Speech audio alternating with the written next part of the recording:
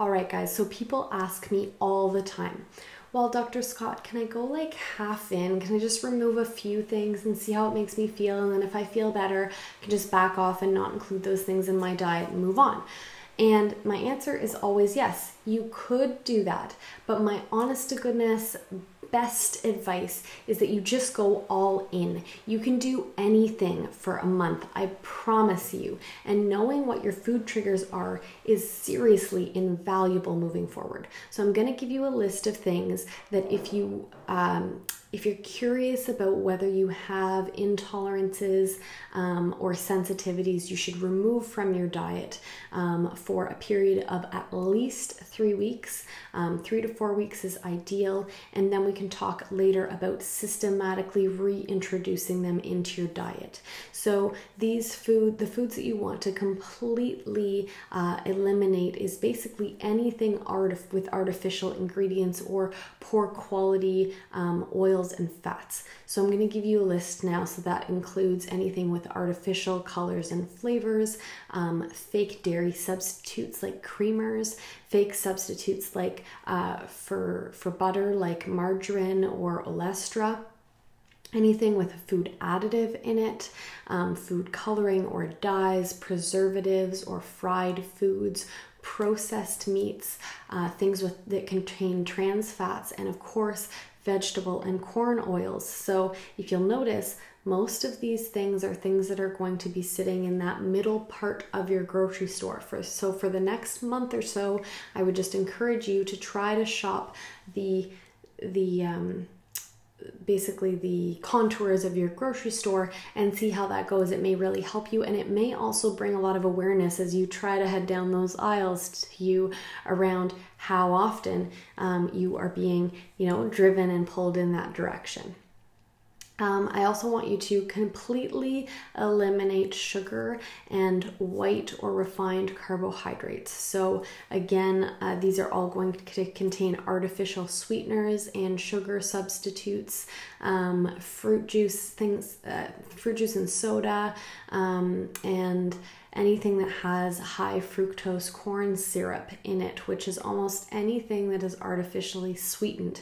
This is a really, really challenging one, but I will also give you some information about reading labels because they are now hiding sugar in a lot of products. So I'll give you additional information in a subsequent video about how to read those labels and how to identify sugars.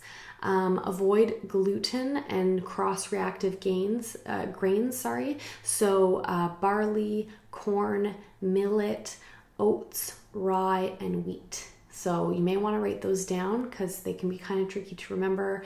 Again, barley, corn, millet, oats, rye, and wheat.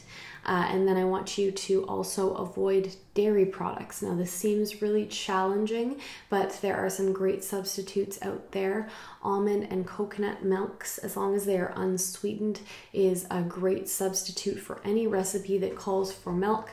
If you drink coffee, then you can put almond or coconut milk in that. And then a great alternative to your typical yogurt would be going for something like a coconut yogurt, and the difference in taste is not, in my opinion, that big. And then once you throw fruits or nuts or other things that you enjoy in there, it really is a no-brainer swap out in terms of all the stuff that comes with most cow's dairy. So you're going to want to avoid cheese, cottage cheese, cream that is half and half, ice cream, I know, I'm sorry, kefir, even though it is high in probiotics, if we can pull it out for 3 to 4 weeks, then we can see how it affects us when we reintroduce, because it is a dairy product. Milk, of course, and yogurt, of course. And then you want to avoid the following foods that I'm going to tell you about especially if you have issues, if you suffer from joint pain or swelling, rheumatoid or arthritis, or autoimmune conditions. You want to avoid things like nightshades, because they often they increase inflammation and can just be kind of that tipping point for people with some of the conditions that I just mentioned. So nightshade vegetables include things like tomato, eggplants, peppers, and potatoes. You want to avoid nuts, especially peanuts, but nuts as a whole. If you can cut them out for 3 to 4 weeks and then reintroduce them, that is going to be optimal. And then soy. And then if you're going to choose, if you have to have soy and there's nothing else, then please choose organic, non-GMO soy. That's very, very important. And then you want to avoid any products that contain yeast. Again, because anything that contains yeast is going to increase systemic inflammation for you. So this is beer and many other alcoholic beverages. Basically anything that has been left to ferment, yeasted bread products, and things that contain vinegar, such as mustard. So you can use apple cider vinegar because it's usually well tolerated, at least in my patients. Yeah, so that's what I would use as a substitute for vinegar. And again, just going back, I just want to say that those things, out of all of them, if you don't have any inflammatory type conditions or autoimmune conditions, I would for sure just pull out the nightshades, especially if you know so far that you don't have a nut allergy. But if you have an inflammatory or a suspected autoimmune condition, I would pull all of the things I just mentioned out. You're going to want to avoid alcohol and caffeine. I know this is the killer for many people, but I am going to provide you with an alternative. If you can't kick the coffee 100%, I get it. I'm a new mom. As you can see, I myself am not fully refreshed this morning. And so if you can't pull caffeine, then I'm going to give you a good alternative, and it is my bulletproof iced coffee, which I really enjoy. So I will give you that recipe shortly.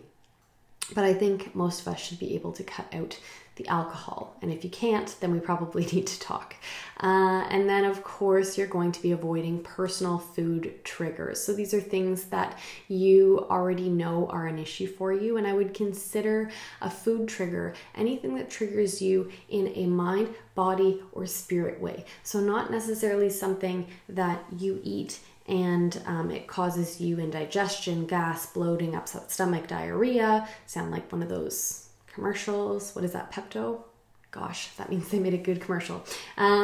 Anyways, that is obviously a physical response, and of course you're going to remove that, but I would also invite you to consider trigger foods like chips, or whatever your go-to food is. Like every night I just crave ice cream and I need to have ice cream.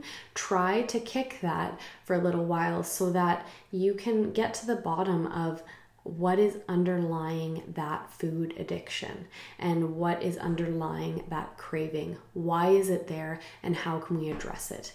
And I can give you some tips and tricks on how to work through those food addictions and those moments of craving those certain things, because it can be very challenging to do on your own. But I'm hoping to equip you with some resources so that you can do that in an easy and straightforward way. If you have any comments, questions, please post them below and I will get back to you as soon as humanly possible. I hope you have a wonderful day, but just keep in mind, as crazy as this list sounds, outside of this, there's a tremendous amount that you can eat.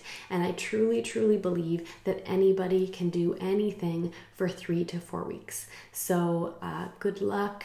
Please keep in touch. Let me know how it's going and what you think, and we will talk soon. Take care. Bye.